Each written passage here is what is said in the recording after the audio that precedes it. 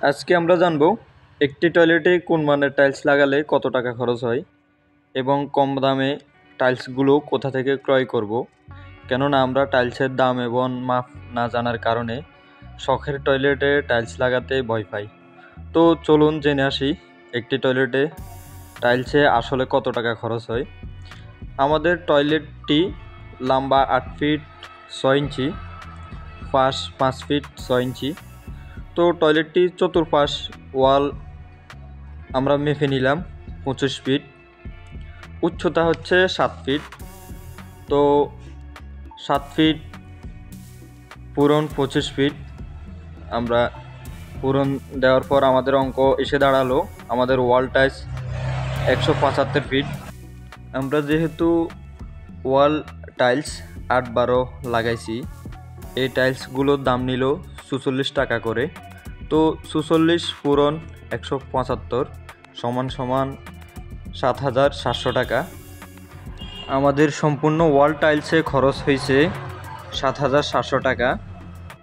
এরপর ধরি floor. টয়লেটটি লম্বাতে comet ফ্যানের রাইজার সহ 9 ফিট, পাশ 5 ফিট 6 ইঞ্চি। তো 9 ফিট পূরণ 5 ফিট 6 ইঞ্চি সমান 49.5 ফিট। আমরা ধরে নিলাম 50 ফিট। আমরা ফ্লোরে যেহেতু 12 টাইলস লাগাইছি, 12 টাইলসগুলোর দাম হচ্ছে 65 টাকা করে। তো 65 পূরণ 50 সমান 3,250 টাকা। তো আমাদের ফ্লোর টাইলস 3,250 টাকা যোগ ওয়াল টাইলস 7,700 টাকা সমান 10,950 টাকা। এবার আসি টাইলস লাগানো খরচ।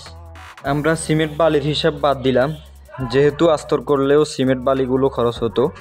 তো টাইলস লাগানো খরচ মোট টাইলস ওয়াল এবং ফ্লোর মিলিয়ে 225 ফিট। আমরা টাইলস মিস্ত্রি খরচ 15 টাকা করে ধরলাম।